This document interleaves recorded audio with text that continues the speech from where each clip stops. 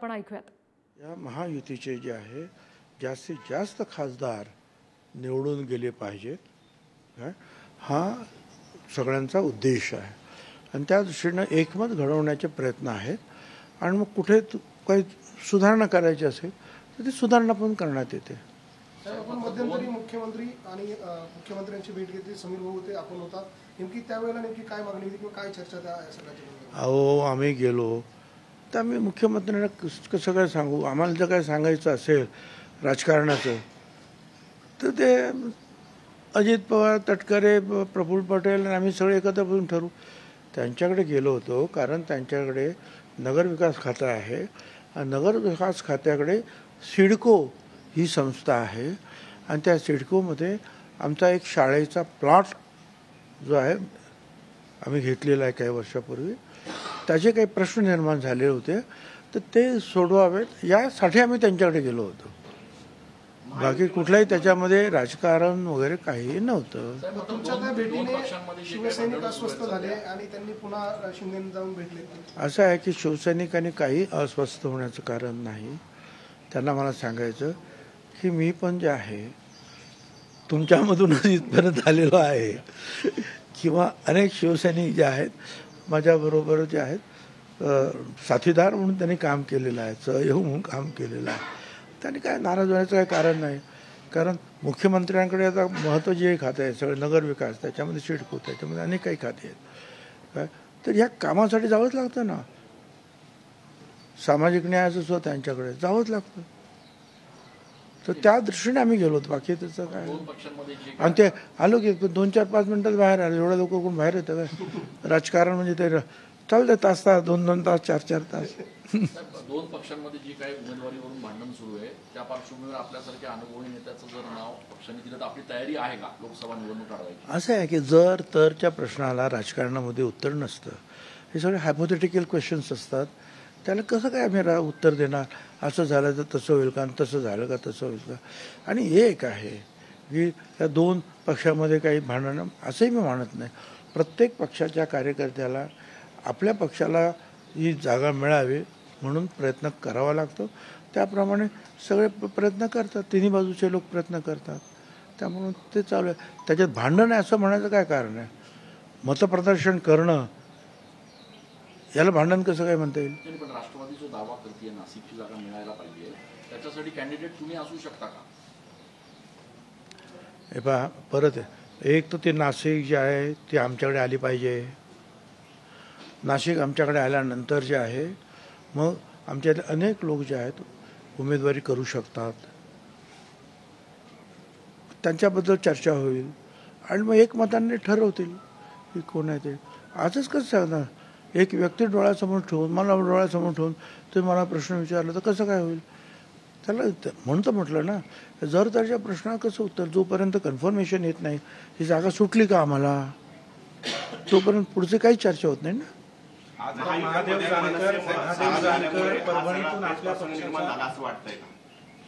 कोणाचा प्रश्न उत्तर देऊ? महायुतीमध्ये मनसे सहभागी झाल्यामुळे नाशिकच्या जागेचा पेच निर्माण झाला असं वाटतं? मनसेमुळे कुठेही पेच प्रसंग निर्माण झालेला नाही. मनसेमुळे महायुतीची निश्चितपणे जे आहे शक्ती वाढणार आहे एवढंच मी सांगतो काय. आणि ते कुठे अडचण करण्यासाठी आमच्याबरोबर आलेले नाहीत काय. आणि पोक्त असे त्यांचे नेते आहेत राज ठाकरे वगैरे काय, त्यांना सगळं माहिती आहे की काय पाहिजे आहे काय नाही ते, आणि वरच्या पातळीवर ते चर्चा करतात. मी कसं काय त्याच्यावर बोलू? पण त्यांच्यामुळे पेच प्रसंग झाला या गोष्टीला काहीही अर्थ नाही. मध्यंतरीच्या काळात नाशिकची देखील जागा त्यांना मिळेल अशी आता असे अनेक गोष्टी ज्या आहेत ह्या आपणच सुचवत असतो मीडियामधून काय. हा मागतो जागा, तो मागतो जागा, हा नाराज आहे, तो नाराज, याला मिळालंच आहे, आता होणारच आहे. हे सगळे आपणच सगळ्या सगळ्या गोष्टी सांगतात. कित्येक वेळा ते आम्ही ते सजेस्टिव्ह आहे असं समजून जो आहे त्याचा विचार करतात काय. असं काय नाही. तुम्हाला सुद्धा जसे कार्यकर्ते सजेस्ट करतात सुचवतात तसं तुम्हाला सुद्धा सुचवण्याचा अधिकार आहे ना.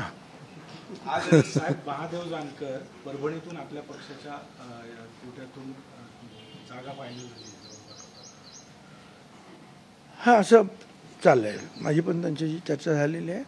परंतु एक आहे की महादेवराव जानकर हे महायुतीकडून निश्चितपणे निवडणूक लढवतील अशी माझी खात्री आहे.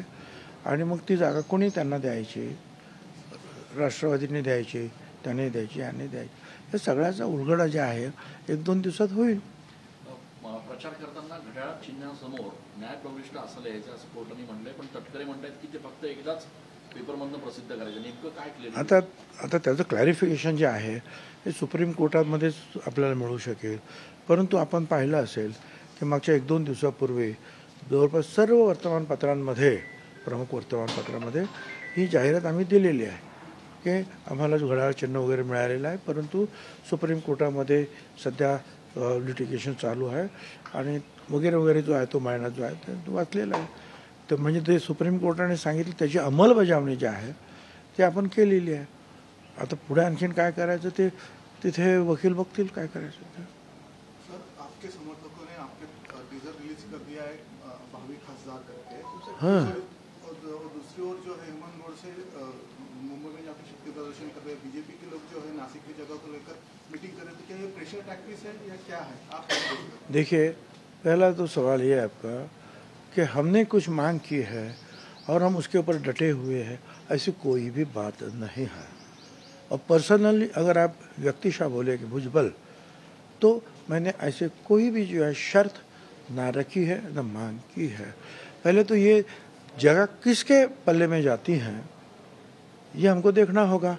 अब हमारे जो है महायुति के बीजेपी है, शिंदे शिवसेना है या अजित पवार राष्ट्रवादी, ये बैठकर जो है कौन सी जगह कहाँ जा रही है ये तय करेंगे.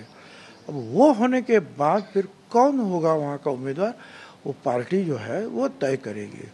अच्छा, जहाँ तक आप बोल रहे हैं कि झगड़ा कोई भी नहीं कर रहा है. हर पार्टी को